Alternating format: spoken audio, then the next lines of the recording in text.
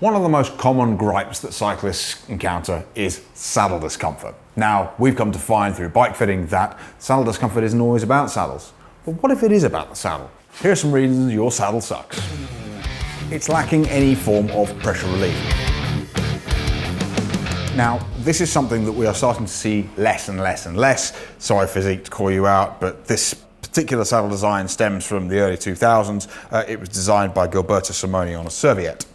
The problem with saddles like this, which lack any form of pressure relief, there's another one here from Fabric, is that they tend to promote a number of compensations when a rider sits on them.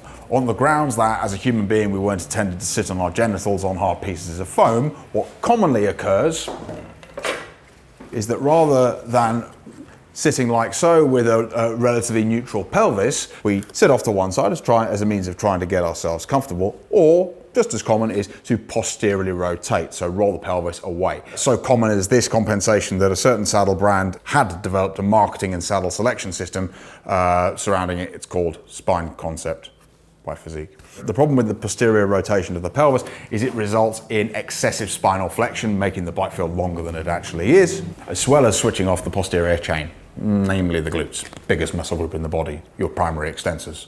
So you're going to go slower. If these compensations aren't carried out, it will generally result in some sort of genital discomfort or genital numbness, which is what gave rise to the pressure relief channel, which is intended to allow for soft tissue to sit here, and it promotes a more skeletal engagement with the saddle. It's too wide.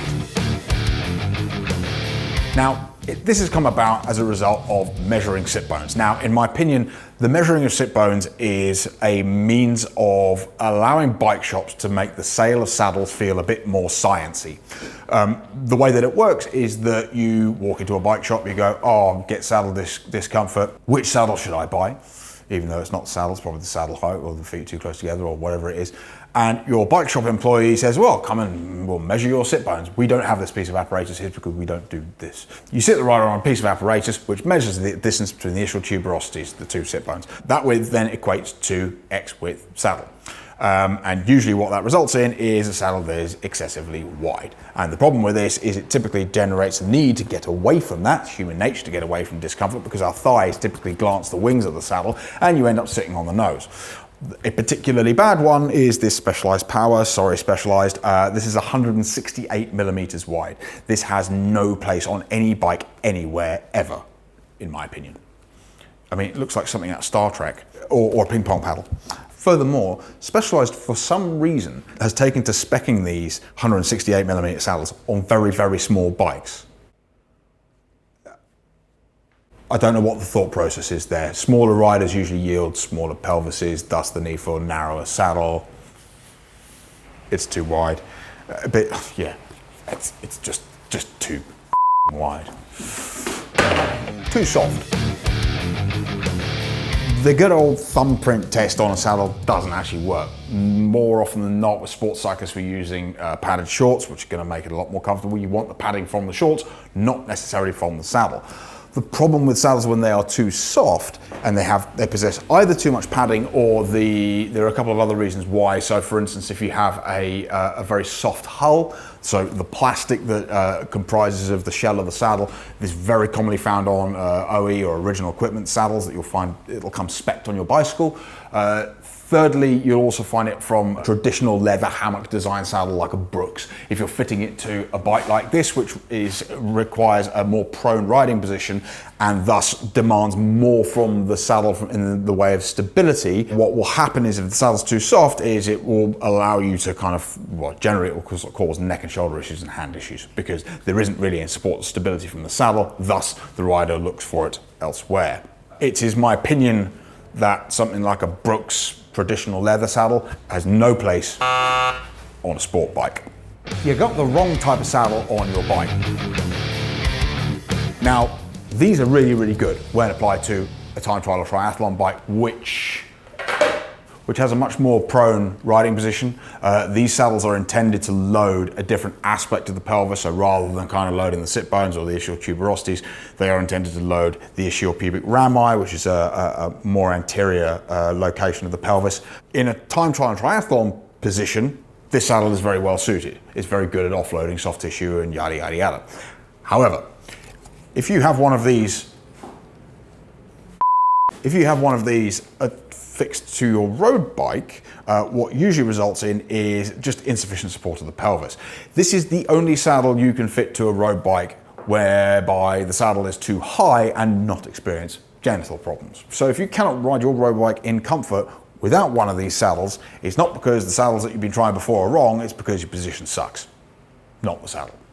So this type of saddle has no place on a road bike. So you're probably wondering, okay, there's all these problems with all these different types of saddles, which one is the best? Well, I mean, the reality is that there are lots of saddles out there that work really, really well for people. We sell quite a lot from the likes of Pro, Ergon, Burke, but our best-selling saddle by a fair margin is the Cellitalia SLR Boost. The reason for this, in fact, the best-selling version of this is actually the S3, which is the narrowest version and measures about 135 millimeters across the widest point. What that tends to promote is a more rearward interaction with the saddle, so thus you get better skeletal support. It has a huge gaping pressure relief channel for better pressure relief. It's relatively flat. We tend to set them up at half a degree of nose down or even completely level. Comes in a whole plethora of different options, starting with the chromoly model at sort of £100, going all the way up to the colossal waste of money 3D printed job. This is actually my old saddle. I took it off and fitted one of these instead, and it's just half the price. Just rode this the length of Thailand and didn't have a single saddle issue or saddle problem. My goodness! We see fantastic results with this particular design. It's not for everybody, though. Some people require something a little bit wider. Some people require something that is a little bit longer. But I would say 75% of our customers wind up on something like this.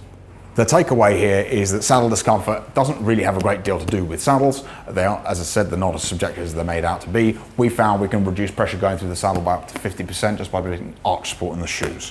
And we have the technology to quantify that. And there are a million and one other things that, including but not limited to insufficient stance, crank length, excessive reach, excessive saddle height, excessive handlebar drop. You know, all of these things will contribute to your saddle interaction. So before you go out and start spending £1,000 on 10 different saddles, the best way of absolutely optimizing your saddle interaction is with Bikefit. By carrying out comparative testing from saddle to saddle to saddle, ensuring that you're running them at the same height, because spoiler alert, saddles are different depths. So if you take this off of a bike and then fit this, you've increased your saddle height. Excessive saddle height is one of the biggest contributors to pain. So if you're putting a deeper saddle on there, increasing the saddle height, guess what? You're not going to get the right results. Choose a bike fitter with a reasonable saddle library. They don't necessarily need a fancy pressure mapping system, just a decent selection of saddles that test. I hope this has been useful to you. I hope you've enjoyed watching the video. Please don't forget to like, comment, subscribe if you haven't. I'll see you for the next one.